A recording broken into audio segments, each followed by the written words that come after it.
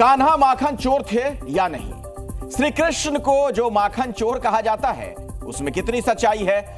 आज हम ये सवाल इसलिए पूछ रहे हैं क्योंकि एमपी के सीएम के एक बयान ने बहुत ही बड़ी और एक बुनियादी बहस शुरू कर दी है।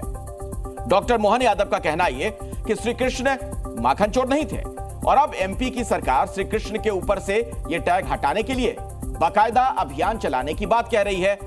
तर्क क्या है हम आपको यह भी बताएंगे, लेकिन आपको हम ये बता दें कि कृष्ण माखन चोर थे या नहीं, ऐसा मानने और ना मानने वाले दोनों ही पक्ष हमारे साथ जुड़ेंगे। अपने अपने दमदार तर्कों के साथ हम उनसे बातचीत करने वाले हैं। लेकिन एक नई चर्चा छिड़ गई है, क्योंकि जिस तरीके का बयान मध्य प्रदेश की सरकार की तरफ से दिया गया, कृष्ण को माखन चोर कहना गलत, उसको लेकर अब ये बात शुरू हो गई है। तो तमाम जगहों पर इस बात का उल्लेख है और जब भगवान कृष्ण की स्तुति की जाती है उस दौरान भी ये बातें कही जाती हैं, लेकिन नए सिरे से अब इस पर एक चर्चा चल पड़ी है।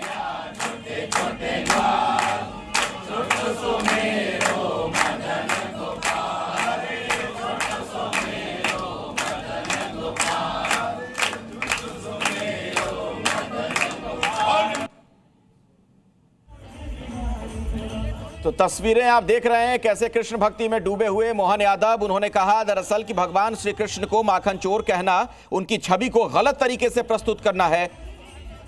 उनका यह मानना है मोहन यादव का कि श्री कृष्ण का माखन चुराने का प्रसंग कंस के अत्याचार के खिलाफ एक प्रतीकात्मक विद्रोह था। उन्होंने बाल सखाओं के साथ मिलकर माखन चुराकर यह संदेश दिया था कि उत्पीड़क को लोगों का हक नहीं मिलना चाहिए। सीएम ने जोर देकर यह भी कहा, समय है समाज इस ऐतिहासिक गलतफहमी को सुधारे, श्री कृष्ण की शिक्षाओं को सही संदर्भ में समझा जाए।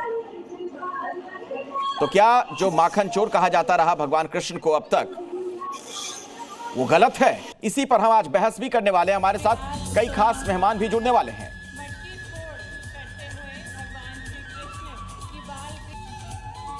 और तमाम मेहमान जो मेरे साथ मौजूद हैं उनसे मैं बातचीत की शुरुआत करना चाहूंगा और आपसे मैं परिचय भी करवा दूं उनका। आचार्य विक्रमादित्य धर्मगुरु के तौर पर हमारे साथ जुड़े हुए हैं। पंडित डीपी शास्त्री आपको नजर आ रहे हैं, धर्माचार्य हैं। और अरुण कृष्णा धर्मगुरु, वो भी हमारे साथ मौजूद हैं। बातचीत की शुरुआत विक्रमादित्य जी आप ही से करना चाहूंगा। और ये जो नई चर्चा छिड़ गई उस पर आपका क्या मत है, क्या सोचते हैं आप?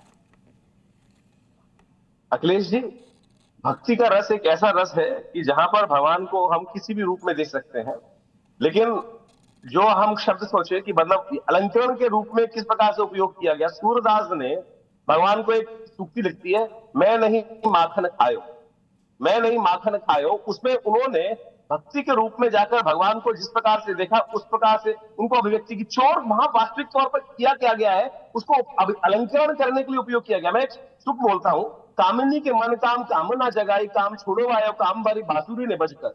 ये एक अलंकरण है जिस प्रकार से उपयोग, काम शब्द का उपयोग किस प्रकार से रस के भाव में किया गया है, शारीरिक काम की बात नहीं की गई।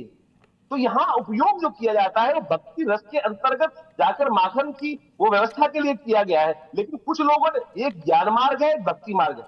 उद्धव जी ने ज्ञान मार्ग का उपयोग किया, लेकिन भक्ति रस में डूबे हुए भक्ति के सृजनकर्ताओं ने भक्ति रस में भगवान की अभिव्यक्ति के लिए वो माखन की व्यवस्था थी जिस प्रकार से कि वहां सोचे कि पूरा का पूरा माखन जो था बच्चों के लिए नहीं उपयोग होकर बेचने के लिए उपयोग किया जाता था। तो वहां भगवान ने एक लीला रची और लीला रची। समझ गया आपकी बात। अरुण कृष्णा जी, मैं आता हूं आपके पास, लेकिन अरुण कृष्णा जी का भी पक्ष जान लेते हैं। आपका इस पर क्या मानना है? क्या माखन चोर जो शब्द इस्तेमाल किया जाता रहा वो गलत है? अरुण कृष्णा जी।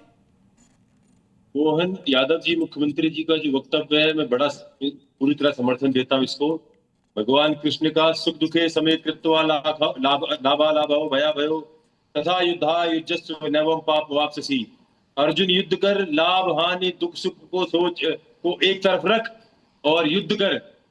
अधर्म का नाश ही तेरी विजय होगी और इस युद्ध का परिणाम होगा महाभारत का। भगवान कृष्ण की जो छवि आज के तथाकथित कथावाचकों ने और इन धर्माचार्यों ने बनाई है, वो है एक रोमांटिक हीरो और एक नटखट बालक का। जबकि भगवान कृष्ण का इन बातों से दूर तक कोई लेना देना नहीं है। भगवान कृष्ण की केवल एक छवि है, वो है योगी राज कृष्ण की।